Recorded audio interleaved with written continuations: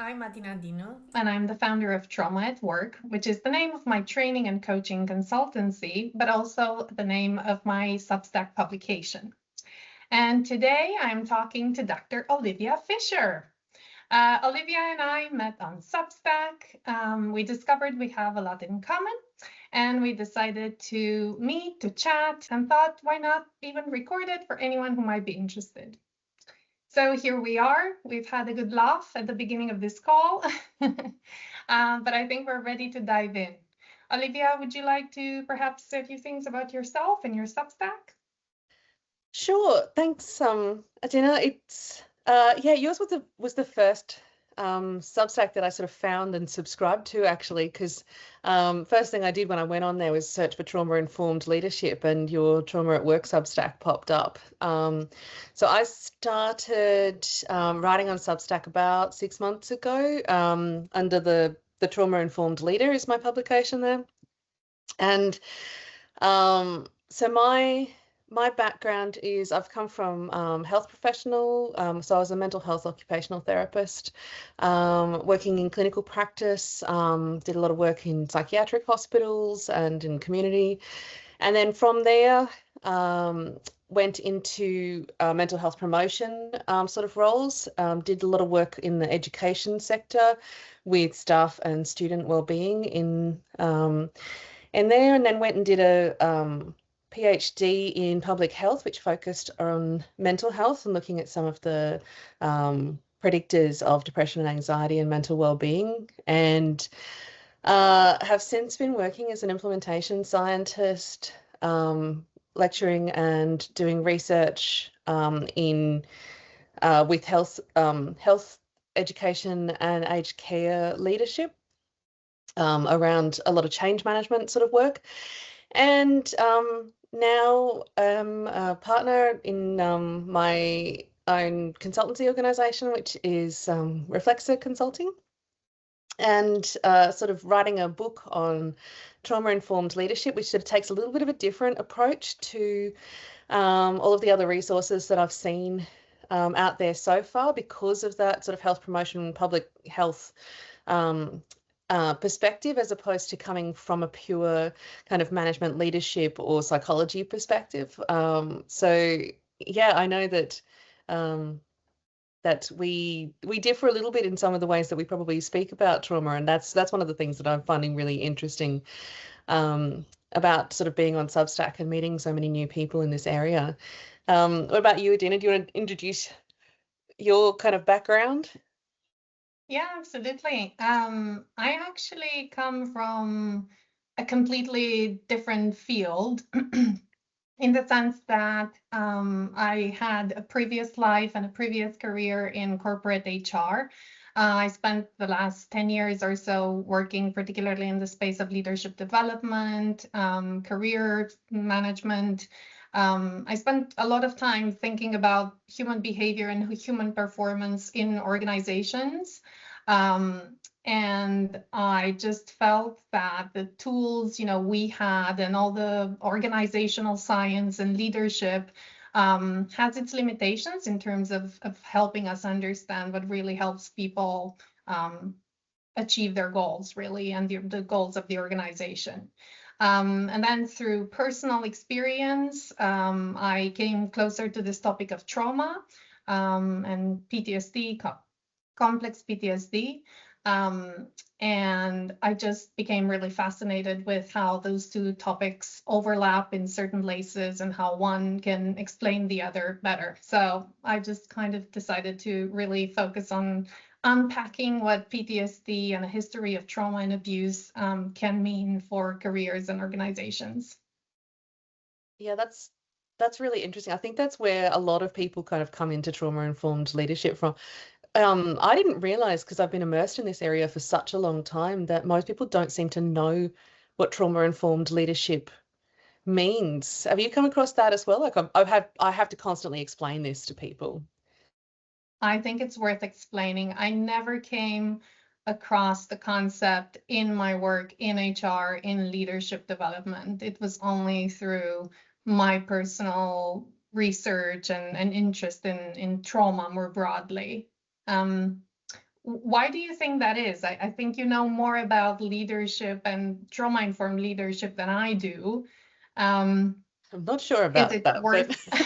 but I, I think we come you at know, it from very different come at it from different places, but sort of landed in the same sort of place. I think it's different in different countries as well, from what I can understand. Like in mm, Australia, we have legislation that requires employers to provide psychologically safe workplaces. That's only just come in mm, these last few years, and so that's kind of started a lot of companies going down a path of trying to, do a lot of training and upskilling around psychological safety and what that means, which from my perspective, is kind of at the heart of trauma-informed leadership. You can't do one without the other. Um, so I think here we've got a little bit more of a growing awareness maybe in Australia, but it's sort of more framed around that idea of psychological safety. And it's still very much coming from the idea of you've got to, when traumatic events happen at work, you've got to deal with those traumatic events. And, coming from that high risk perspective, like, mm, that, child safety, healthcare, first responders, where you're expecting to see traumatic incidents in the workplace, and then forgetting that 2/3 of Australians, I'm not sure what the stats are in the UK, but it's nearly 2/3 of Australians experience childhood maltreatment. About 3/4 of Australians have experienced some kind of major trauma. So, the vast majority of us are bringing it into the workplace, and it's just not recognised, in the traditional systems that we're working in, that people have to hide and mask their experience and just try to kind of cope and get along. But yeah, I don't know. What do you think? It's I mean, everything I see and I read about is really around some awareness of trauma in healthcare, some in Yeah. education, in social work, first responders. I also know a couple of people in the UK who do really interesting work in the legal space. Mm, There seemed to be an increased awareness that, working with people in very difficult situations, witnesses, and all sorts of difficult content can lead to vicarious trauma. Um, but outside of those fields, it's still completely new information and mm. likely to create a surprise and I think a bit of apprehension and a lot of concern around risks of opening a conversation around trauma in the workplace.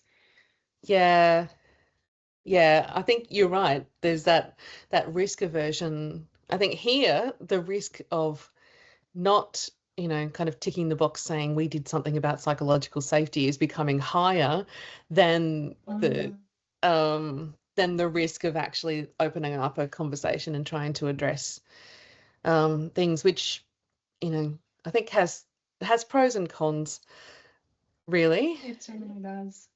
But Yeah. I will use whatever leverage I can get, honestly, to kind of open the door and open that conversation up. Yeah. What about academia? You would imagine, people in academia would be more open to looking at the data and acknowledging these types of dynamics, addressing them. On the other hand, I read, that's anecdotal evidence that I've come across, but it seems that, academia, working in a university isn't necessarily automatically insulating from all the difficult experiences that one might have in a regular workplace. Yeah, no, it's unfortunately academia is a really challenging industry to work in for a lot of reasons. If you're in the teaching side, students are becoming more, I think it's generational change where, the idea of bringing your whole self to bringing your whole self to work is just kind of an accepted reality now. So lecturers and and tutors and whatever have a lot more potential exposure to whatever the students that they're working with are experiencing. And, sometimes that actually can be quite a substantial psychological load. But the industry itself is absolutely cutthroat. It's highly, highly competitive. And, to the point where there are previous Nobel Prize winners who've said that they couldn't possibly have succeeded in today's, academic culture, and with all the expectations that are on academics at the moment. And so it creates this potential for both really, I've worked in some amazing, high functioning, super supportive teams, and I've worked in some incredibly destructive teams where, people are kind of more willing to, instead of lifting everybody together, more open to, lifting themselves at the expense potentially of others. I'm certainly not going to say who and where, and, I worked in academia for a long time, but yeah, the culture, because of that competition and because of you might have heard publish or perish. Yes.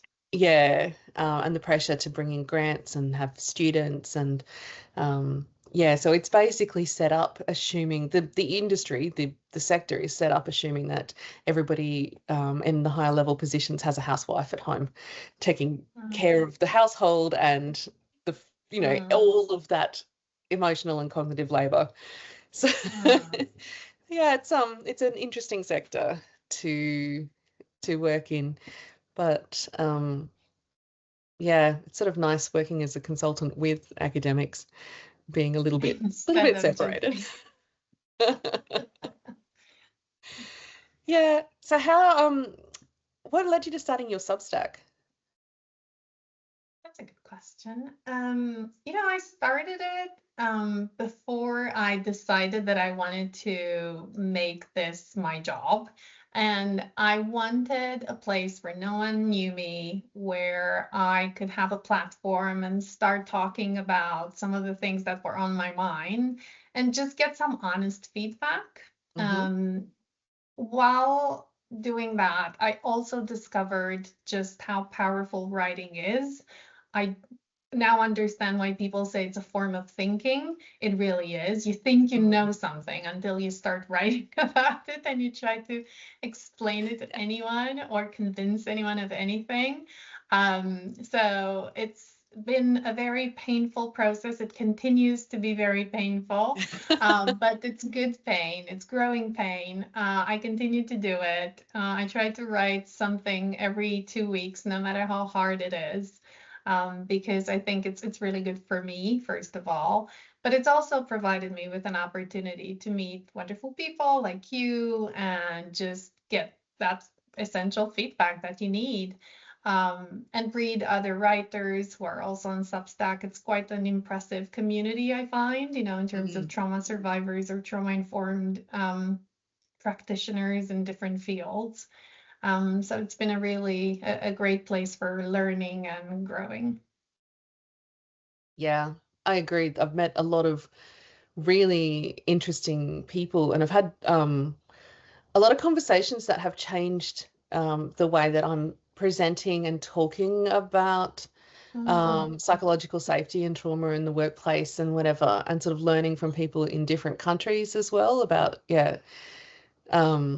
reading some of the comments that people make, some of the dismissive comments about, psychological safety has nothing to do with work, and that kind of stuff has been very interesting. Because I'm writing a book on trauma-informed leadership, because I wanted to take the approach that I take is different to all the other resources that I found. And I started because people were asking me, can you direct me to some good resources? Are there some good books or some good training or things like that you can recommend? And I couldn't find anything that aligned with the way that I think and talk about trauma-informed leadership, because it's all coming from more of the clinical empathy perspective, and there is nothing wrong with the clinical, empathy perspective, but that's not the tactic that I take. You can do trauma-informed leadership perfectly well with zero empathy. If you just want to make a good business decision to, That's a statement that I think it's worth unpacking. But yeah, I think I started the Substack because I wanted to I was like, I can write this book, but who is going to read it, and are people going to be interested in it? And so I was like, okay, well, I'm just going to start writing. And it turns out people are really interested in it. I'm not at all familiar with these concepts, and so it's kind of taught me a lot about how do I approach publishing and promoting and sharing this work. But it was sort of meeting people in sectors that I'm not in at the moment was kind of the main thing, because I'm well connected, I think, in the academic sector and in the healthcare sector, and to some extent in education, but not into a general business, sector. And if that's who I'm hoping is going to read the book that I'm writing, I need some way to of course, to reach them and to find out what they're thinking and learn a lot more. But go on empathy. Oh, okay, let's return to that. But then there was also something you said that sparked my interest, and I don't know, perhaps it would be interesting for anyone watching this as well. The fact that you connect so much the idea of trauma-informed leadership with the idea of psychological safety, which I think is a surprise to most people. If you're happy to, maybe we can talk about that a little bit, because I do think that's a very helpful gateway to the world of business, where we talk a lot about the psychological safety, but we don't see the connection to trauma-informed leadership. Yeah, okay.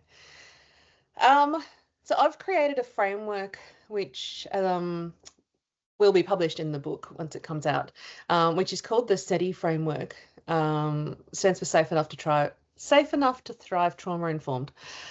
And the whole thing is about what are the things that create that sense of psychological safety, and having these universal measures so that you've got psychological safety in place, so that when a potentially traumatic incident happens, whether that's in the workplace or outside of the workplace for an employee, that the scaffolding is there, the relationships are there, the trust, the other work that needs to go into it is already there in that psychological safety, that you can then build that the process of managing a traumatic incident, or managing somebody's acute trauma much more effectively. But without the scaffolding of that psychological safety, we're playing catch up and don't have the psychological safety there as the groundwork to be building upon, especially when maybe there are things in the workplace that actively undermine psychological safety, and then we've got employers who are asking people to potentially disclose, things that are going on for them in their personal lives, or, if there's been a trauma at work, they're asking people to talk about that trauma and, all the things that they're experiencing without that person feeling that they can trust that whatever they say is not going to be used against them, or, So then it's psychological safety, a bit like the prevention or the insurance, that the resilience element, that then if anything happens, then psychological safety just makes it easier for us to manage. Yeah, it's the risk management. The psychological safety is the risk management. If you kind of want to look at it from that OHS sort of perspective. And then when an incident happens, then you've got the first aid kit there. You've got the you know who to call, you know what to do, the processes are in place, on top of the grounding of having the right policies, having the right training, having the right, culture in the workplace to be able to actually do that. But it's really interesting because I've never heard anyone go, okay, talk more about that, because all the people I talk to mostly are really engaged in this, and they're like, of course this is about psychological safety. So what's when you're talking about it, then if you're not talking about trauma-informed leadership from the perspective of psychological safety, how do you approach that? So in my previous life, psychological safety was mostly looked through the Amy Edmondson model and framework. Psychological safety as a team attribute, very much dependent on the organizational setting, the leader, the norms of the group, which of course makes perfect sense, and it's really important. And there's a lot of evidence that it connects directly with a lot of positive outcomes for the business. When I talk about psychological safety now, knowing what I know about trauma, I recognize that before you can even look at psychological safety as something that happens in a team or in a broader organization, you must start with safety as it's experienced by each individual. And now I see that every person in every team starts from a certain baseline of safety, a felt safety. Which can be very different, right? For myself as a survivor, I have a very different level than someone who comes from secure attachment and hasn't had, too many adverse experiences in their life, or had a couple and they were happening when they were an adult and they have a wealth of resources on their hands to deal with that. So part of what I do now is try to promote this more broader view of psychological safety that actually starts with the individual, and then you can facilitate at an individual level, also at a team level, absolutely, but also at an organizational level, the policies you have, the way you manage incidents, and you show, that people are safe from discrimination or abuse of any form, etc. So I think it's a far more nuanced conversation than I think it seems in most businesses. So how do you, really interested in this because from my public health background, we know that when individuals feel singled out, that they're told that they need to work on, something like their resilience, their personal resilience, or their personal psychological safety, or whatever else, that it often undermines health promotion rather than supports it, because instead of, looking at the systemic factors as the starting point, going to the individual as the starting point often leads to more blame and that kind of thing. This is why, off the topic, but I have a really big problem with a lot of, mandated resiliency programs and things like that employers send people to, because I think that it tells people that they as individuals aren't good enough to be able to survive the workplace, as opposed to changing the workplace so that people don't need to survive it. So how have you found that? Because, if you're sort of going from the team to the individual, can you tell me a bit more about how, because I'm confident that you're certainly not going to be singling people out, and this is where I'm interested to hear how you do that, how you approach that without putting the emphasis on the individual, and call, where a manager can call them the problem and manage them out. Does that make sense? Yes, and that's absolutely not where we're going with this. Yeah. This isn't about singling anyone out, calling anyone out, and certainly not, throwing penalties around for being But it happens. less. Yeah, it happens, right? I guess it happens in certain circumstances, and that's a behavior that we want to correct. I come at this through the lens of a manager needs to be aware that when they do whatever the psychological safety training said they should do in order to achieve that goal, not everyone is going to react in the same way. For some people, it might take a bit longer than for others. For some people, you may need to use a certain lever more than you would use with someone else. I think it's about understanding that everyone is on their own journey. They may have reasons that you may not ever get to discuss with that person. Why they find it difficult to trust someone, or why they find it difficult to talk about their mistakes, or why. But that being said, psychological safety is a worthy goal to continue to pursue. It's something that you have to work on first on a one-on-one basis before you can expect that if you did this in the all hands meeting, then that is going to make everything okay. Does that make sense? Yeah, it does. It does. Yeah, I think I understand where you're coming from, and you're right that everyone's going to react to things differently. And I think I'm always saying to people, like, there's a big push in health and in education and whatever for co-design, like, you know, this idea that you can't tell somebody that they're safe, they have to feel it. And yeah, so I think I understand now where you're coming from in that, you know, you're working on that one-on-one safety as part of that process of developing the team safety. Have I got that right? Yeah, yeah. Yeah, you're right, because everyone is going to react differently to different things. And I think I've worked in some places where they were objectively very high risk. Like, I'm thinking about an acute psychiatric hospital ward where one of my specialty areas when I worked in mental health was like eating disorders and complex post-traumatic stress disorder. And, you know, so we're working in the complex and very challenging, like emotionally, personally challenging area of psych to actually work in.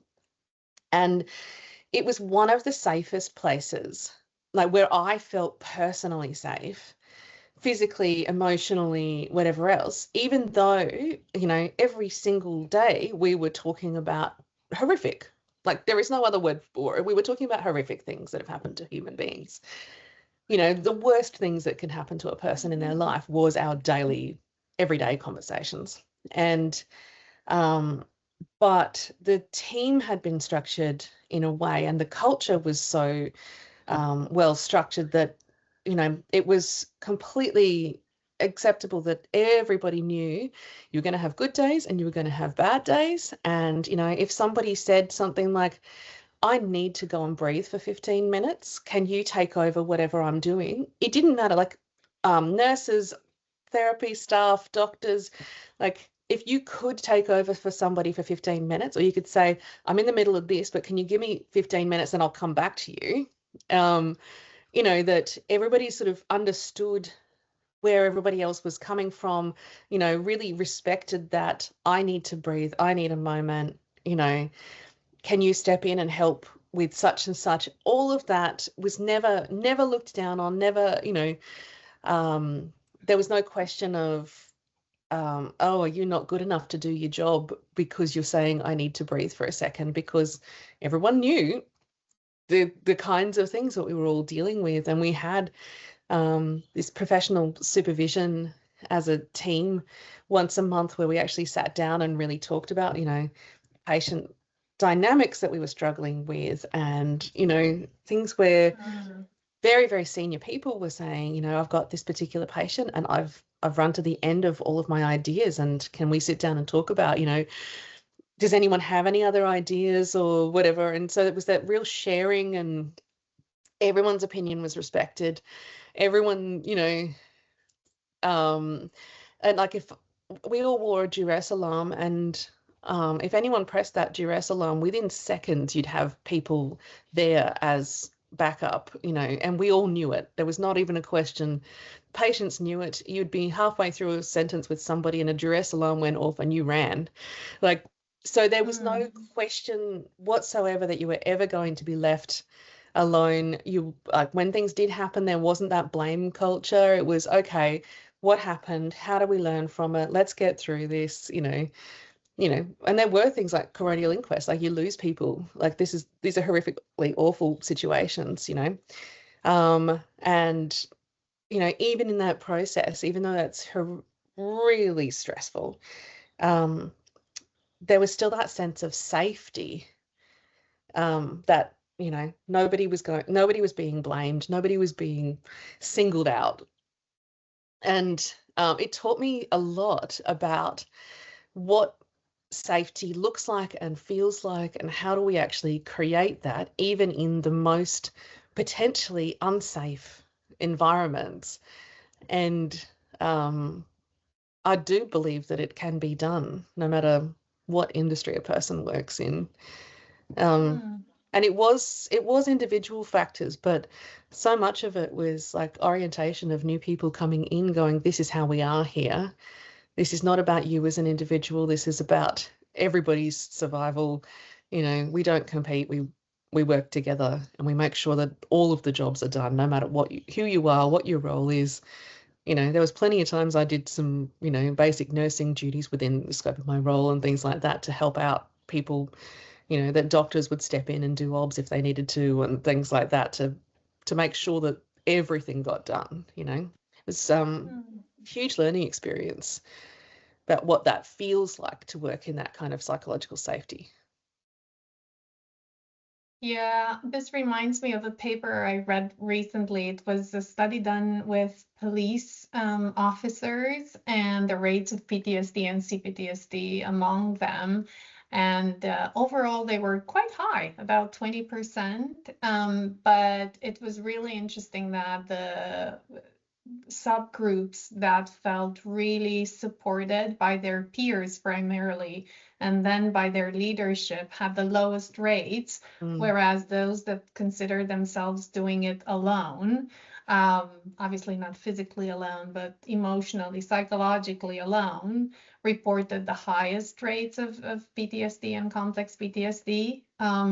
And I think sometimes we define psychological safety as this super complicated new concept, but a lot of the times it boils down to just relationships, high quality relationships in the workplace, feeling safe among your group, your community. Yeah.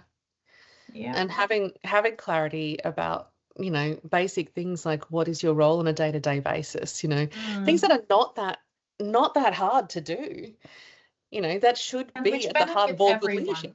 Yeah, exactly. Absolutely. Yeah, it's the same things that work for trauma work for neurodiversity, work for you know, all sorts of different things. Yeah.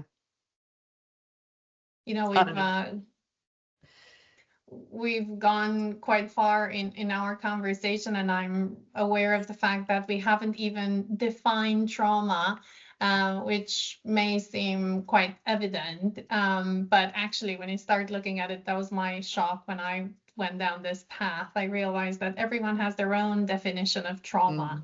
So do you think it's worth maybe just pausing and going back to what do you understand through the word of trauma? And yeah.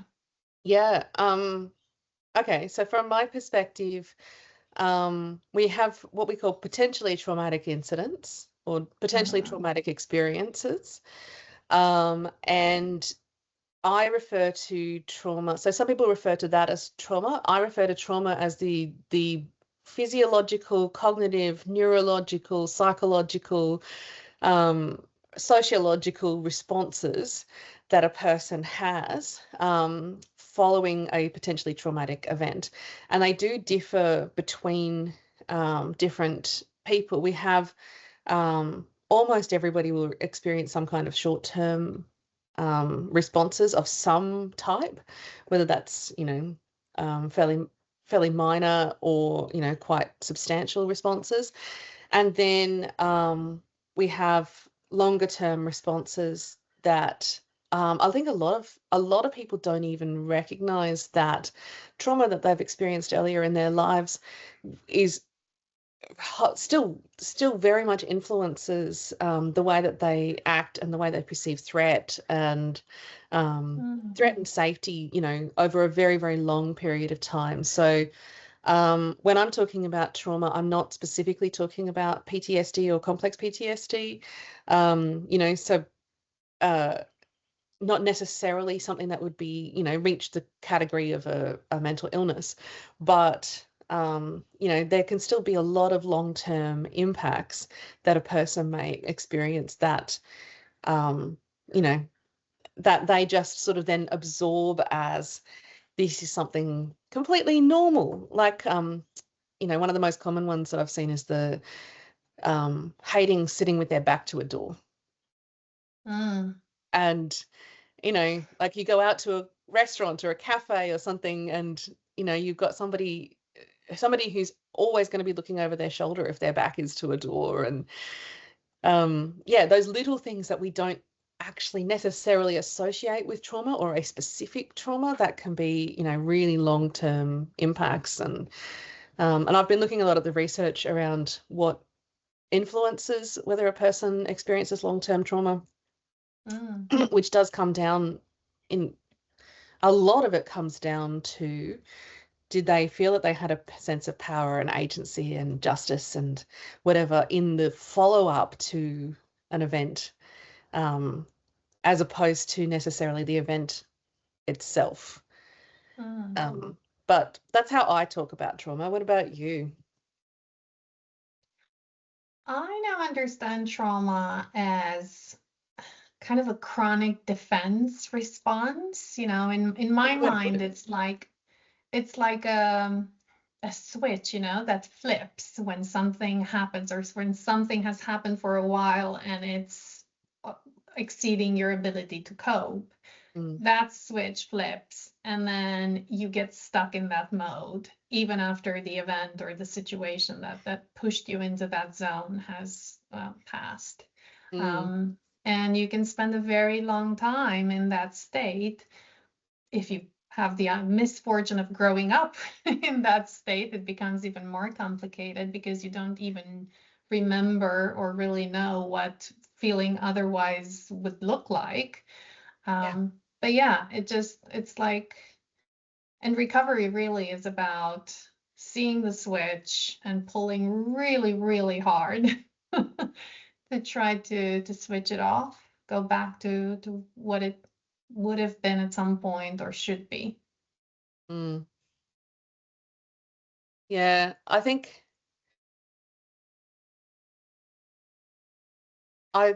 from a public health perspective, I think I probably look at recovery a little bit differently. I think I probably look at recovery more as having places and spaces where people feel safe enough to let down that guard, and that they're not having to experience the threat response, and that steeling yourself and always wearing a mask and always feeling ready for whatever the next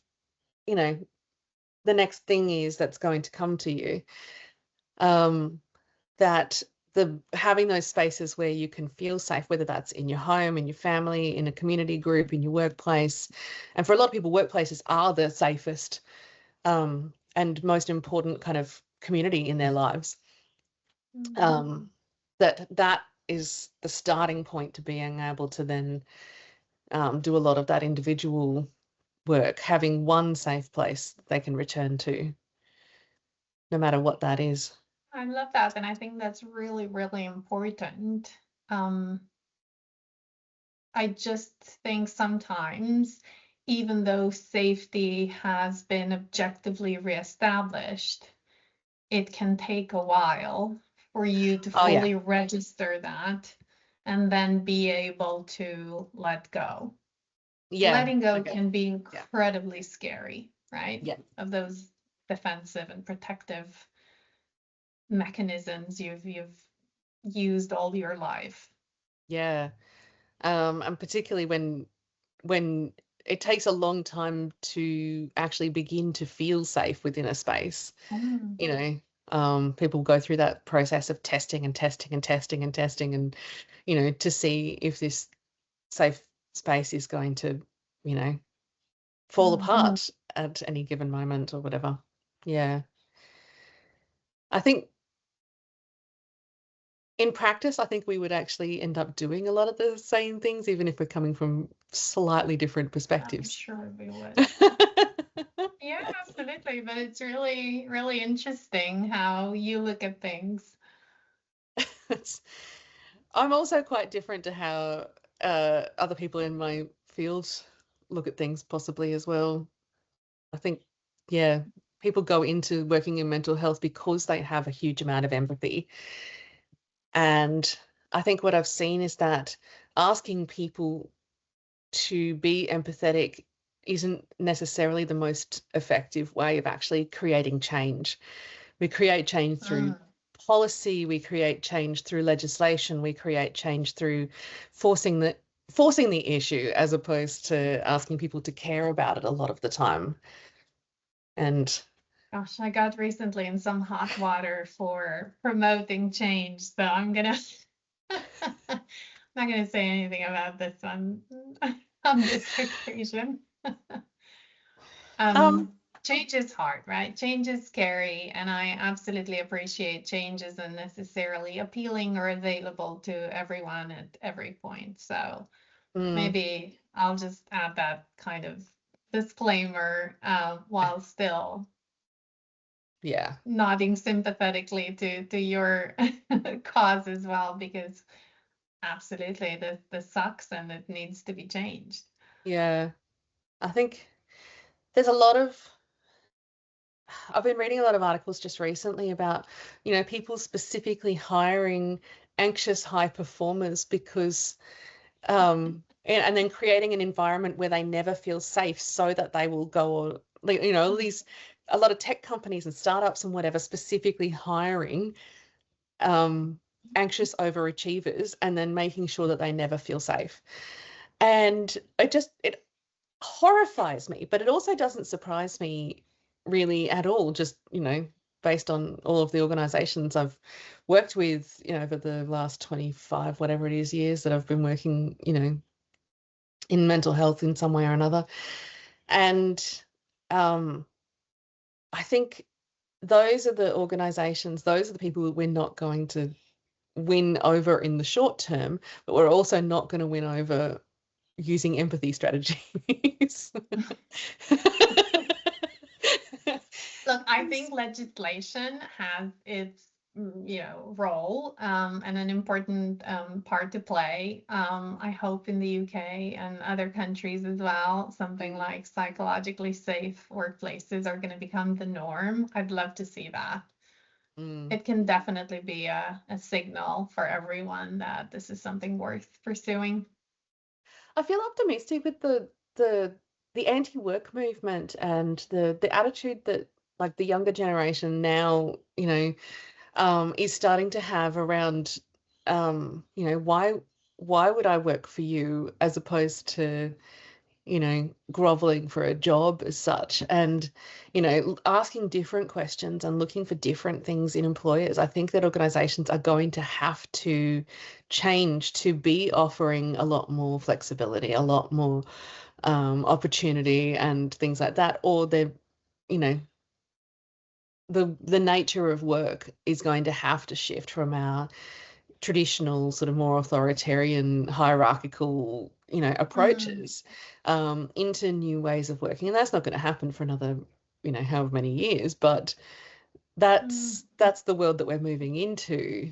You know, we're moving away from stoic and silent and Step up you and know, lip. yep, and sit, you know, put the mask on and sit there and shut up and do your job and don't ask questions, you know, is becoming very quickly, I think, becoming a thing of the past. So, you know, I'm optimistic in that sense that this is work that has to happen, and, you know, a cultural shift that is coming as, you know, as the baby boomer generation is retiring, and we're seeing that shift. So yeah, I'm optimistic about that. I think it's going to take time. I agree. I think there is culturally a change, and that could be really positive. I'm personally a bit worried about what AI might do to that emerging new trend. It may enhance the negotiation power, if you will, of employers as workers become more dispensable. But I guess we'll see. Yeah, this is true. This is true. I'm still trying to work out what are the industries that are still going to exist, because there's always been that thought that academics would always exist because it's creation of new knowledge. So how else were you going to create new knowledge without? Yeah. Yeah, it's AI is impacting everyone and everything, I think. So what do you think, from your perspective, is the biggest obstacle to actually tackling trauma in workplaces? Well, I definitely think lack of awareness is one. I think a big issue is competition for very limited resources, very limited attention span on behalf of the decision makers. I think people are objectively dealing with so many challenges, from technology to conflict to supply chain disruption to you name it, inflation. So I think even the people who would really like to do something about this may be objectively unable to, because they simply have to prioritize other things. That really worries me. Other than that, I'm not sure. What do you think? Yeah. I think what's that old, I can't remember who it was that had the 4 quadrants, the important and urgent. Urgent and Yeah, important, not important, urgent. And I think the trauma-informed leadership work is important, but it doesn't tend to get done until it becomes urgent, because something dramatic has gone wrong in an organization, and then you're coming in and attempting to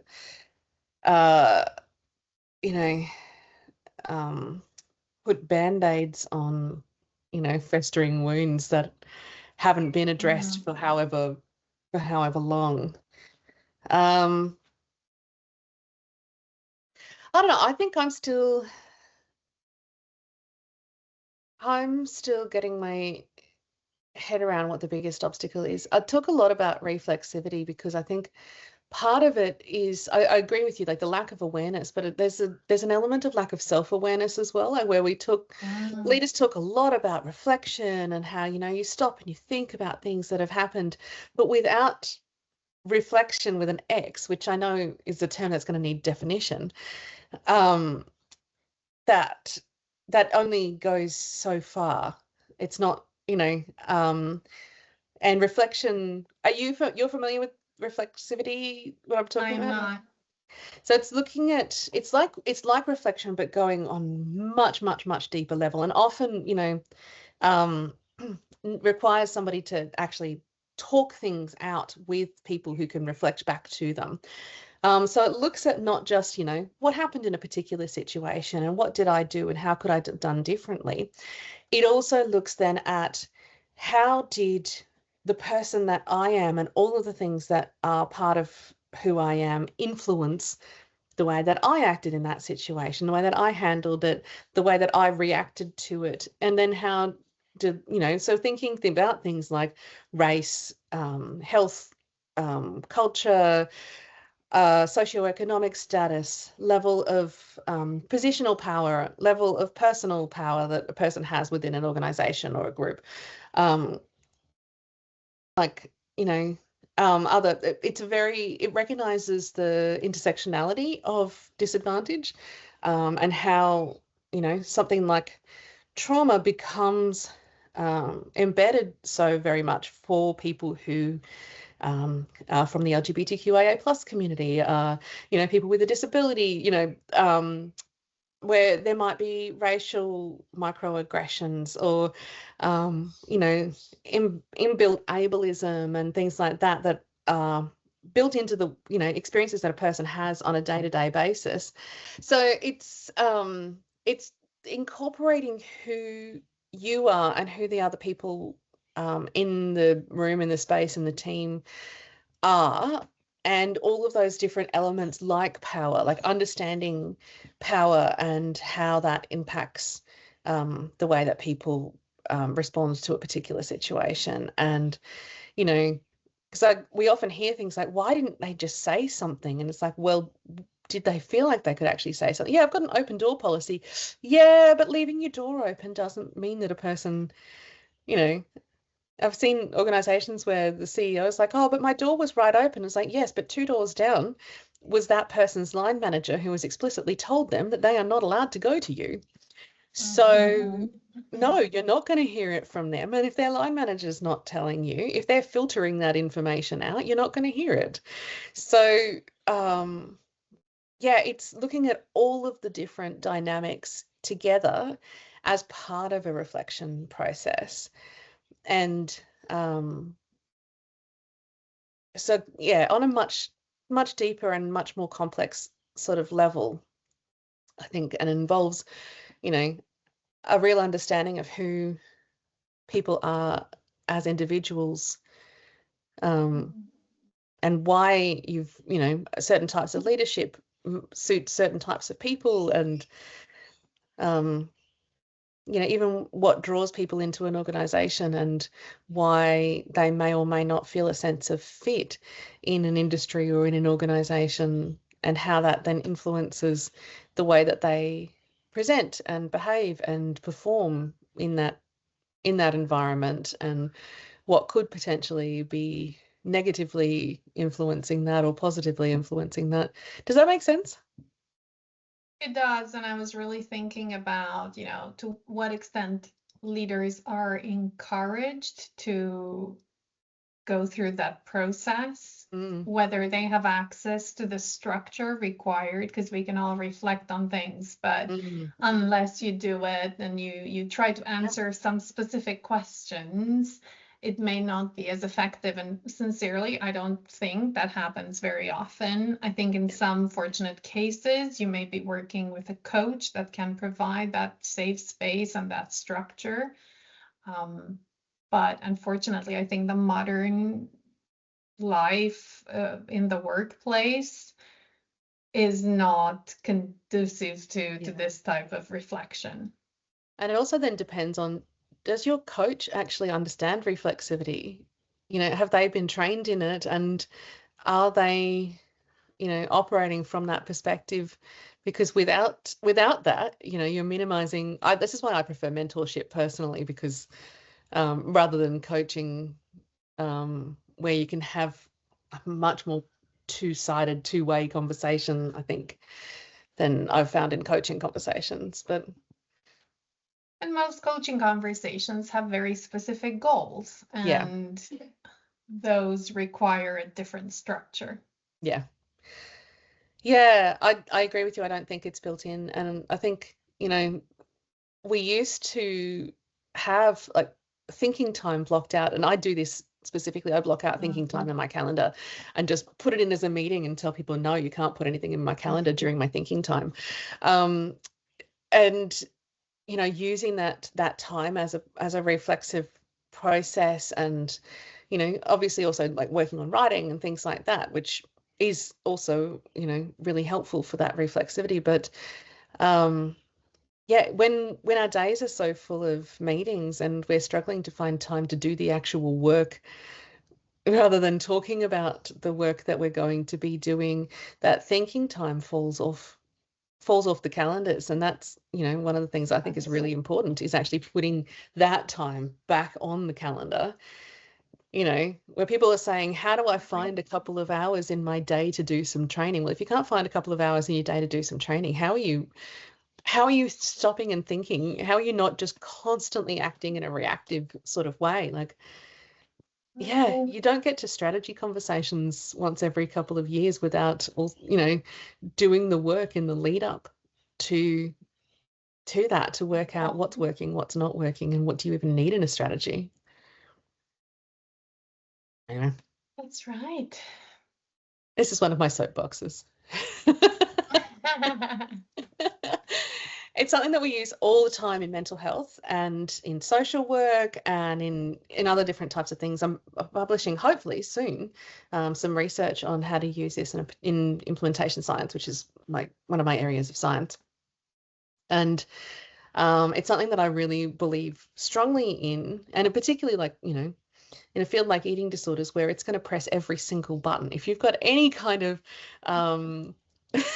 if you personally have any buttons about your appearance, about your any sort of triggers whatsoever, working with people with eating disorders will push all of them. So we get very good in that sort of setting at talking, and same with working with people with trauma. It will push all the buttons, and so we spent a lot of time, really in that deep reflection with an X process, unpacking for ourselves what we were going through. We actually had mandated therapy, as part of that, to be unpacking all of that. So it has been part of my work practice for such a long time that it's hard to remember that most people have never even heard of this, as opposed to, let alone, building it in as a regular practice. And I can't tell you how much I rely on it. It almost sounds like psychological hygiene, right?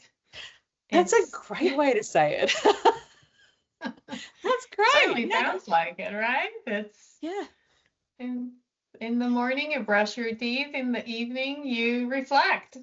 Yeah, I love that. I think, if you do, I suppose, it's probably like doing regular exercise and whatever else, that it kind of keeps you healthy, as opposed to being a pill after you've become unwell. I do think trauma has a lot to do with an inability to process, to make sense of what has just happened. And I think through this reflection, and I'm not suggesting, recovering from trauma is a rational intellectual process. It absolutely is not. But I do think, as a way of reducing harm and perhaps reducing the intensity of the post-traumatic stress, that ability to have that empathetic witness that Peter Levine talks about, and the possibility of just making sense of just what happened. I think it's tied to that sense of agency and acceptance that allows you to let it out of your system. Yeah, I sort of put it as like having the courage to feel uncomfortable, which is another topic I keep talking about. We're gonna have to finish up at some point. Wrap it up at some point. Yeah, but the comfort versus safety conversation is another one that I find really fascinating. That, psychological safety does not require you to feel comfortable, and often you will feel uncomfortable in a psychologically safe environment, and that's such a big one to get their heads around, right? Yeah. Fantastic. Anyway, okay. I think conversation that might another be day. a good place to pause. Thank you so much for your time, and it's been a pleasure, and hopefully we can do something like this again soon. Yeah, I've really enjoyed it. Thank you so much for sitting down and speaking with me as well. It's been a really interesting conversation, I think, for me anyway. Likewise. Thank you, Olivia.